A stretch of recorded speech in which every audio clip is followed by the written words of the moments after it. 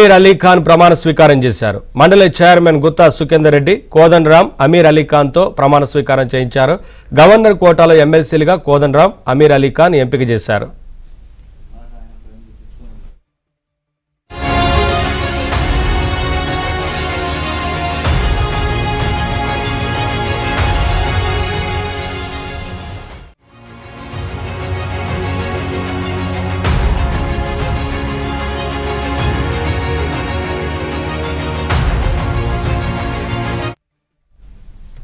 ఎమ్మెల్సీలుగా కోదండరాం, అమీర్ అలీ ఖాన్ ప్రమాణ స్వీకారం చేశారు. మండలి చైర్మన్ గుత్తా సుఖేందర్ రెడ్డి, కోదండరాం, అమీర్ అలీ ఖాన్ తో ప్రమాణ స్వీకారం చేయించారు. గవర్నర్ కోటాలో ఎమ్మెల్సీలుగా కోదండరాం, అమీర్ అలీ ఖాన్ ను ఎంపిక చేశారు. ఇదే అంశానికి సంబంధించి మరింత సమాచారం మా కరెస్పాండెంట్ సిద్ధార్థ అందిస్తారు.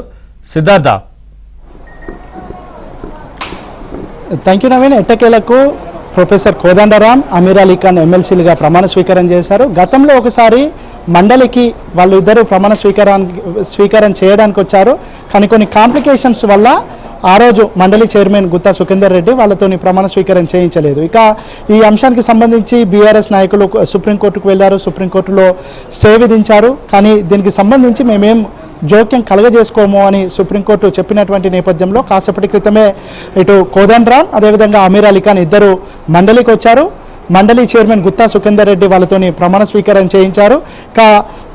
చాలా రోజుల నుంచి దాదాపు ప్రభుత్వం ఏర్పడినప్పటి నుంచి కోదండరాంకి ఎమ్మెల్సీని చేస్తామని ప్రభుత్వం చెప్పుకుంటూ వచ్చింది. అది పలు కారణాలతోని వాయిదా పడుకుంటూ వచ్చింది. ఇక గవర్నర్ కోటాలో ఎమ్మెల్సీలుగా వీళ్ళిద్దరినీ డిక్లేర్ చేస్తూ ప్రభుత్వం నిర్ణయం తీసుకుంది. కేబినెట్ కూడా దీనికి సంబంధించి ఆమోదించింది. గవర్నర్కు నోట్ కూడా పంపింది.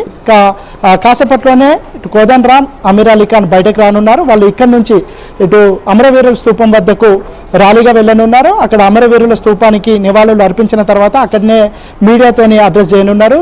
ఈ కార్యక్రమానికి మంత్రులు పొంగులేటి శ్రీనివాస్ రెడ్డి, అదేవిధంగా పొన్నం ప్రభాకర్, విప్ బీర్లా ఐలయ్య, అదేవిధంగా కొంతమంది ఉద్యమకారులు, తెలంగాణ జనసమితి పార్టీకి సంబంధించినటువంటి నాయకులు కూడా కొంతమంది వచ్చారు. తెలంగాణ ఉద్యమంలో క్రియాశీలక పాత్ర పోషించినటువంటి కోదండరాంకి ఇప్పటికైనా ఎమ్మెల్సీ రావడం ఎంతో ఆనందంగా ఉందని కొంతమంది ఉద్యమకారులు కూడా ఇక్కడికి వచ్చారు. ఆయనకు శుభాకాంక్షలు చెప్తా ఉన్నారు. ఇక అమరవీరుల స్తూపం దగ్గర కూడా తెలంగాణ జనసమితి పార్టీ భారీ సంబరాలకు ఏర్పాటు చేసింది. చాలా రోజుల తర్వాత కోదండరాం శ్రమకు ఒక ఫలితం దక్కిందని వాళ్ళు ఆనందాన్ని వ్యక్తం చేస్తూ ఉన్నారు.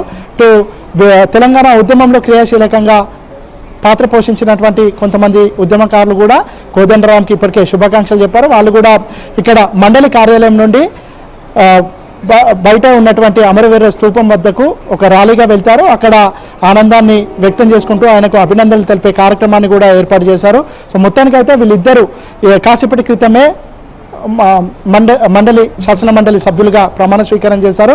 మరికాసేపట్లోనే వాళ్ళు వచ్చి ఈ గతంలో ఏం జరిగింది అంటే ఇప్పటికే ఒకసారి మండలి ప్రమాణ స్వీకారం చేయడానికి మండలికి వచ్చినా అది కొన్ని కాంప్లికేషన్స్ వల్ల సాధ్యం కాలేకపోయింది.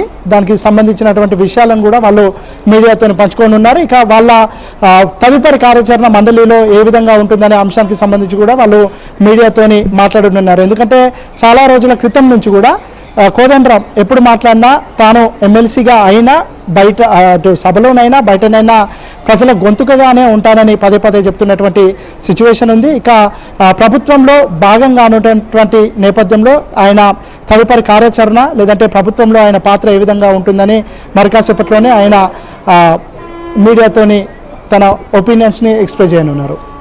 Thank you Siddhartha.